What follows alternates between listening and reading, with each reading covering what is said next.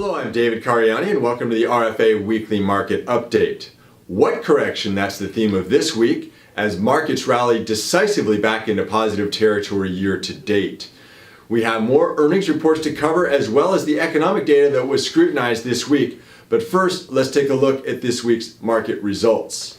U.S. stocks after last week's 5% rout were up over 4% across the board. International stocks were up 3.8%.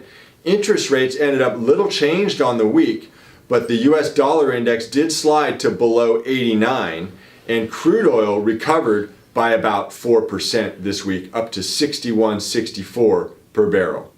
And here's a quick illustration to show what's going on with the S&P 500.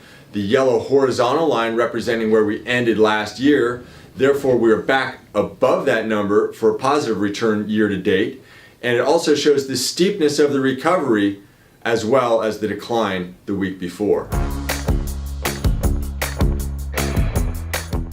And in economic data this week, we had weekly jobless claims coming at 230,000, slightly elevated from last week's level.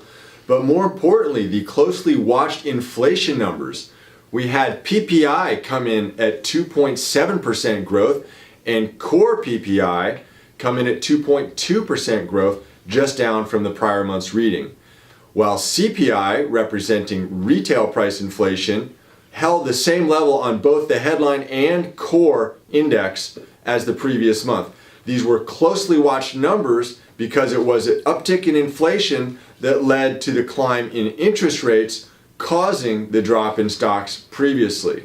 And then we had small business optimism climbing to an index level of 106.9.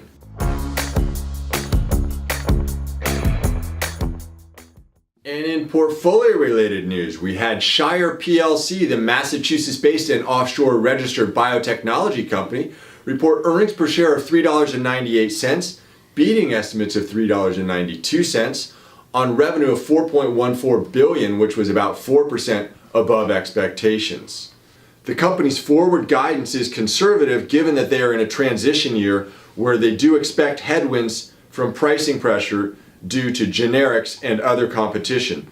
But future growth prospects are promising with a robust pipeline of late-stage rare disease treatments.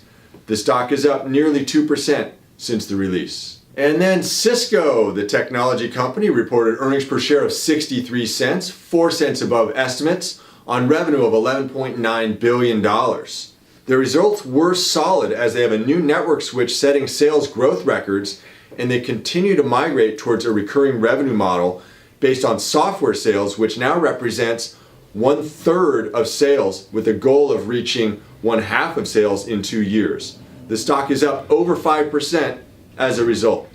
And Waste Management reported earnings per share of 85 cents, beating estimates of 83 cents on revenue of $3.65 billion, which was 2% ahead of expectations.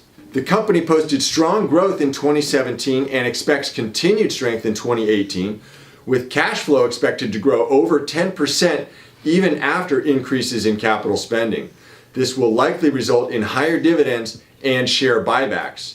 The stock is up 3% since the release.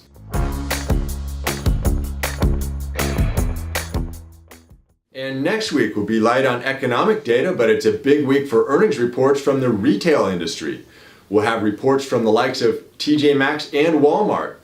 And then we'll check back in on the progress of earnings season overall. But that's it for now. Thanks for watching. We hope you can join us again next week. Have a good weekend.